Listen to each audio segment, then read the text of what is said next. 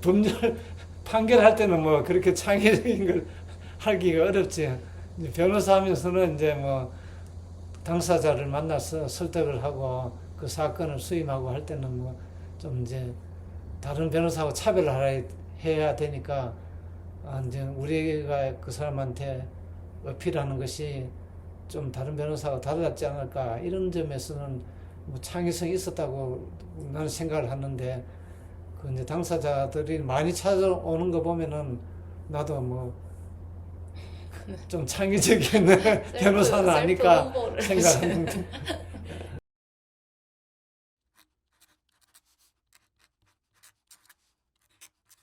그거는 이제 사실 이제 제가 행정처장하고 하면서 사실 이제 판사들은 출퇴근은 하지만 집에 앉아서 일을 하나 사무실에서 앉아서 이야기하나 아무도 만날 일이 없습니다.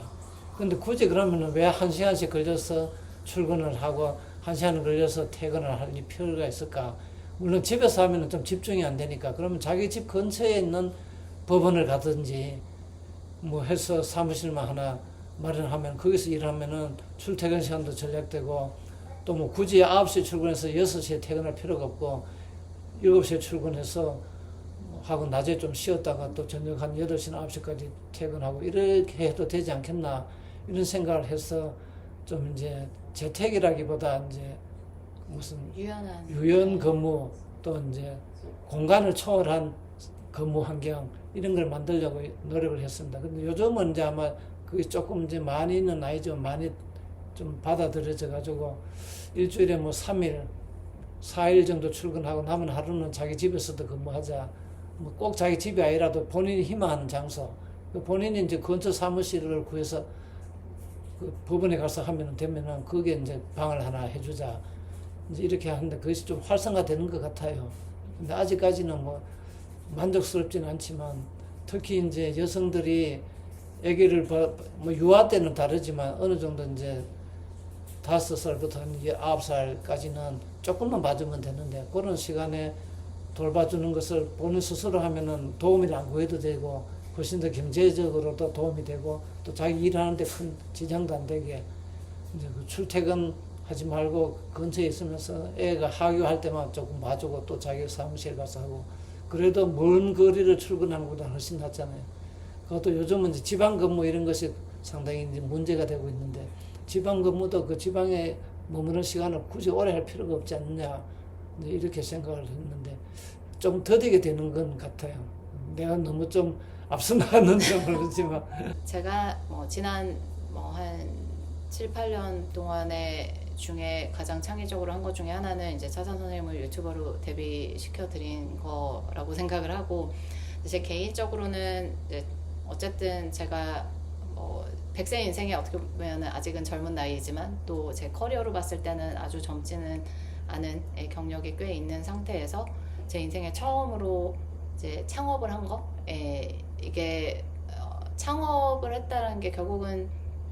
이제 창의적이라는 게 어떻게 보면 리스크 테이킹이라는 것과 함께 가잖아요. 그러니까 창의적인 것도 아무도 다른 사람이 해보지 않았던 새로운 거를 하는 거고, 그거는 그만큼 리스크를 테이킹하는 거고. 그런 측면에서 저는 제가 지금 이 시점에 창업을 하는 거는 사실은 뭐 제가 가지고 있는 자본을 커미트하는 것도 있고 저의 굉장히 많은 시간과 노력을 커미트하는 것도 있고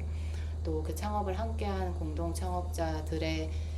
그들이 택한 리스크에 대해서 내가 그 리스크에 합당한 혹은 그것을 당연히 뛰어넘는 리턴을 미래에 창출하기 위해서 이제 엄청난 책임감을 느껴야 되는 것도 있고 이제 그런 리스크를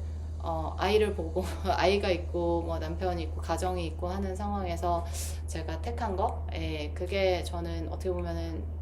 제 인생에서 가장 지금 창의적인 큰 리스크이지만 되게 보람 있는 리스크를 택해서 지금 살고 있습니다. 그렇지 뭐 사실 월급을 받는 입장에서 월급을 주는 입장이 된다는 거는 대부분의 사람은 그런 경험을 못 하잖아요. 근데 월급을 한번 주는 입장이 돼 보면은 내가 월급 받을 때는 어땠구나 하는 것도 알게 되고 두 가지 경험을 같이 가지고 있으면은 종업원을 대하는 태도도 또 달라질 수도 있고 정말 좋은 그 경험이 된다 생각을 합니다. 그래서 저도 동의하는 게 뭐 월급을 받는 사람이냐 주는 사람이냐를 떠나서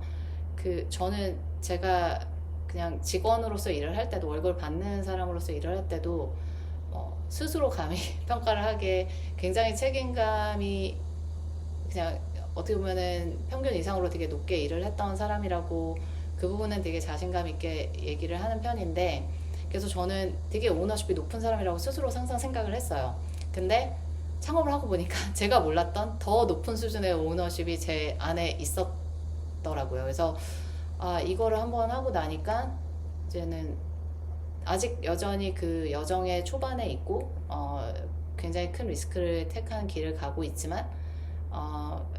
그래도 그 전으로는 다시 가고 싶지 않은 그 전에도 뭐 되게 좋았던 경험들이 많은데 이 리스크를 택하는 게 더 좋은 것 같고 또 한 가지는 저는 어쨌든 기업들을 분석하면서 이렇게 기업들은 항상 미래지향적이잖아요. 세상에 어떤 기업이 뭐 코로나가 터졌다고 해서 우리는 끝났어 망했어 이런 기업이었고 어떻게든 그 위기를 극복해서 또 큰 부가가치를 창출해 내려고 하는 게 그 기업의 성향인데 그렇게 미래를 지향하는 기업들을 보다 보면 요즘에 특히 더 느끼는 게 과거에는 리스크를 택하지 않고 그러니까 소위 말해서 안정적인 삶을 사는 삶 내가 정년 때까지 보장이 되고 연금이 나오고 이런 삶을 살면 크게 업사이드는 없잖아요. 그렇지만 소위 말하는 안정적일 수 있는데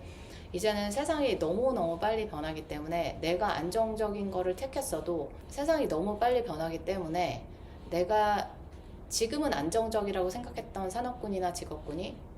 1년 후에 혹은 5년 후에 그렇지 않은 산업군이 될 수 있는 거죠. 내가 아무리 열심히 노력을 해도 그 안에서 안정적으로 살려고. 그래서 리스크를 택하지 않는 게 더 큰 리스크가 될 수 있는 시대가 지금 됐기 때문에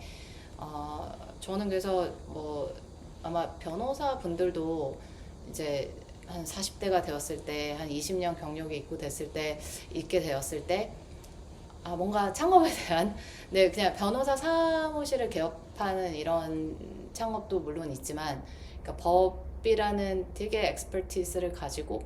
뭔가 더 큰 부가가치가 되니까 무한한 확장성이 있는 변호사는 어쨌든 내가 일을 해서 내 시간을 써야 되기 때문에 확장성이 제한돼 있는데 내가 가진 엑스퍼티스 가지고 이런 진짜 무한한 확장성이 있는 어떤 창업을 해보는 거에 대해서 꿈꾸시는 분들이 계시다면 점점 많을 것 같은데 저는 정말 강한 추천을 드리는 바입니다. 그래서 이제 변호사도 요즘은 옛날하고 달라서 판사하다 변호사하고 이런 시절이 아니고 처음부터 이제 변호사를 하는데 한 10년 하면은 나이로나 멀으면서 이제 가정적으로도 부모가 집에서 애들을 많이 보살펴줘야 되고 하기 때문에 젊었을 때만큼 그렇게 많은 시간을 업무에 투입할 수가 없는 그런 환경이 되면서 전직을 희망하는 변호사들도 있고 또는 사내 변호사로 가서 조금 더 시간을 내가 중시하겠다. 또 이제 로펌에 있더라도 어느 정도 시간만 하고 남은 시간은 내가 좀 이제 가정에 보내야 되겠다. 이런 욕구가 많은 것 같아요. 근데 그 사람들 욕구를 이제 우리 로펌 같은 데서 수용을 하기는 아직까지 그렇게 만만한 세상은 아닌 것 같아요. 그래서 앞으로 그것을 이제 어떻게 조화시킬 것인가. 그것이 큰 문제고 조금 더 이제 유연근무제 같은 것을 좀 활성화해가지고 사실 하루에 자기 할 만큼 일만 하면 되니까 굳이 9시에서 6시까지 사무실에 올 필요는 없지 않느냐. 근데 로펌은 하나는 좋은 것이 어디서 일하든 자기 일만 하면은 우리가 평가를 해주니까 그 점에 있어서는 상당히 이제 좋은 직장이다. 저는 그런 생각을 합니다. 그 넷플릭스 공동 창업자 중에 이제 리드 헤스팅스라는 분이 이제 다른 교수님이랑 공동 집필한 책이 이제 No Rules Rules라 그래서 우리 회사는 규칙이 없다라는 건데 그래서 그 회사는 실제로 휴가 규칙 같은 것도 없는 거예요. 근데 한국이 이제 과거에 좀 제조업 기반으로 그러니까 성장을 하다 보니까 이제 제조업은 어쨌든 공장이 돌아가야 되고 그게 공장의 가동률이라는 게 있고 하다 보니까 누구는 5시에 와서 공장 그 사람 때문에 공장 돌리고 이런 게 안 되다 보니까 지금 있는 일하는 방식이 저는 되게 제조업에 기반한 업무 방식이 돼 있는데 지금 한국은 현재 인구 구조도 그렇고 인건비나 이런 것도 그렇고 제조업이 과거처럼 될 수 있는 경제 구조가 아니고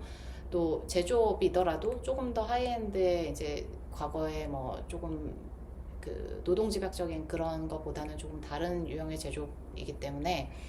그렇게 경제 구조는 바뀌었는데 일하는 방식은 굉장히 제조업 기반으로 여전히 있는 거에서 미스매치가 조금 있는 것 같고 이제 서비스업이 발전하면 발전할수록 이게 사실 예를 들어서 금융업에서 영업을 하시는 분들 같은 경우는 고객 만나러 계속 다니시기 때문에 사실 사무실에 굳이 있으실 필요가 없잖아요. 예를 들어 내가 사무실이 송파인데 나는 여의도에 살면 내 고객의 미팅이 예를 들어 광화문에 있으면 굳이 송파에 왔다가 갈 필요가 없는 거잖아요. 네, 그런 식으로 서비스업이 되면 점점 굉장히 그 최종 고객 중심의 비즈니스로 많이 바뀌기 때문에 그렇게 될수록 저는 그 유형 근무제라는 게 자연스럽게 조금 자리 잡힐 것 같은 생각도 들고 있고 그런 측면에서 저는 금융업이 법 쪽이랑 마찬가지로 되게 매력적인 산업이라고 생각을 하는 게 금융업도 이제 여러 종류가 있죠. 은행이나 이런 데처럼 지점에서 특정 업무 시간이 있고 고객들의 편의를 위한 시간이 있을 때는 그 시간에 딱 일을 해야 되는 건 있지만 또 다른 업무들은 꼭 그렇게 안 해도 그 시간대에만 일을 안 해도 되는 업무들이 있고 예를 들면 리서치 같은 경우는 자녀가 있는 남성이 됐던 여성이 됐던 자녀가 있는 애널리스트 같은 경우에 기업 방문을 하는 시간을 예를 들면 그 시간대에 가야 되지만 그 외에 내가 계속 공부를 하고 리서치를 많이 하고 그런 거는 아이가 학교에서 오는 시간이나 이럴 때는 잠시 일을 접어두더라도 내가 밤에 캐치업을 할 수도 있는 거고 아침형 인간이면 아침 일찍 할 수도 있는 거고 그러니까 팀에 피해가 안 되고 궁극적으로는 고객에게 전혀 그게 영향이 없이 일을 할 수 있다면 저는 충분히 유연한 근무 환경을 도입해도 된다라고 생각을 하고 있고 물론 그걸 위해서 회사 내에서 그거를 남용하지 않게 이제 제도들을 또 구비해야 되는 건 있지만 아까 사실 리스크 테이킹이랑 또 같이 가는 말인데 해보지 않은 거를 기업들이 이렇게 해보지 않은 거를 해보는 거에 대한 두려움이 되게 큰 것 같아요. 그러다 보니까 이거의 부작용에 대해서만 계속 걱정을 하는데 사실은 이 제도가 그래도 의미가 있을 거라고 생각을 한다면 시도를 하면서 거기서 있을 부작용을 고쳐나가는 게 저는 더 맞다고 생각을 하거든요. 그래서 그 넷플릭스에도 보면 그 책에도 보면 거기가 이제 no vacation policy면 그러니까 결국은 휴가 정책이 없다라는 의미인데 그러니까 그 no가 policy에 붙는 건데 갑자기 미국임에도 불구하고 여전히 이제 그 no가 vacation을 해서 서로 눈치를 보느라고 휴가를 아무도 안 쓰게 되는 거예요. 그러니까 그러다 보니까 이제 위에 계신 분들이 팀장들 위에 사람들을 무조건 휴가 쓰게 하고 그러다 보니까 이제 그 문화가 이제 눈치 안 보고 저 사람도 쓰네 나도 써야지 하다 보니까 이제는 직책이나 이런 직급 이런 거 상관없이 다 자기들이 알아서 할 일만 하는 한 휴가를 자유롭게 쓰는 진짜 이제 원래 의도했던 노 베케이션 팔러시가 된 건데 그 경우도 마찬가지죠. 그러니까 부작용이 있을 수 있다는 걸 알지만 일단은 시도를 하고 거기서의 부작용을 고쳐나가는 방식. 저는 그게 되면 특히 이런 재택근무가 가능한 직군이나 가능한 산업부터 시작을 하고 재택 유연 다 하면 저는 사실 한국의 그 저출산을 해결하는 여러 가지 이제 솔루션들이 있을 텐데 그 중에 하나가 사실은 특히 아직까지는 여성 인력을 많이 활용을 못 하고 있잖아요. 그 대부분이 결국은 육아 때문에 이제 멈추게 되는데 그 여성 인력을 활용하는 방안 중에 하나가 지금 말씀 주신 그런 방안이라고 생각을 합니다. 네, 그렇지. 이제 그래서 그런 것을 하려면 결국은 회사가 직원에 대한 평가 시스템이 공정하고 완전하게 갖춰줘야지 유연근무제를 실시해도 문제가 없는데 그런 거 안 한 상태에서 이제 평가를 잘 못하면은 결국은 회사에 얼마나 자주 나왔느냐, 눈도장을 얼마나 찍었냐 이런 걸 가지고 평가를 하게 되니까 이 문을 도입할 수가 어렵지. 제가 예전에 홍콩에서 일할 때 보면은 이제 물론 홍콩은 다 중심지는 이제 주거 지역이나 그 사무실이랑 워낙 가깝긴 했지만 예를 들어 모유 수유를 한다거나 이럴 때 제가 이제 동료들한테 뭐 내가 이것 때문에 좀 잠깐 집에 갔다 와야겠는데 시간이 좀 걸리겠다 이러면 그냥 아무도 관심이 없는 거예요. 그냥 그걸 왜 굳이 뭐 얘기할 필요 없어. 그냥 알아서 해. 그냥 네가 뭐 네 일만 get things done 하면 되지. 뭐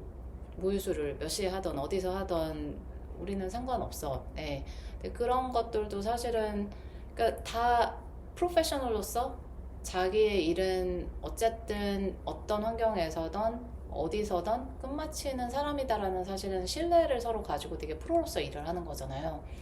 그런 경험도 굉장히 그 당시에는 이건 좀 오래된 일인데 그 당시 기준으로는 사실은 그런 얘기를 동료들한테 듣는 것도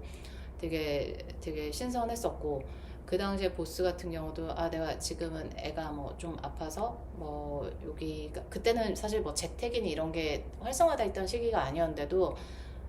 뭐 애가 지금 조금 내가 집에 있어야 되고 하는데 애를 보느라고 그러면 집에서 그냥 알아서 일해.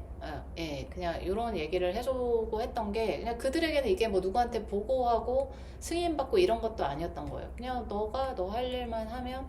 그거는 중요하지 않아. 그래서 그런 부분들이 한국에서도 이제 좀 자리 잡았으면 좋겠는데 워낙 그런 시도를 하는 것 자체를 부작용을 먼저 생각하는 경향이 있다 보니까 이제 저는 창업한 회사에서는 그런 사례들을 많이 만들고 싶은 마음이 큽니다. 그게 또 창업을 했을 때 되게 좋은 점인 것 같아요. 큰 조직에서는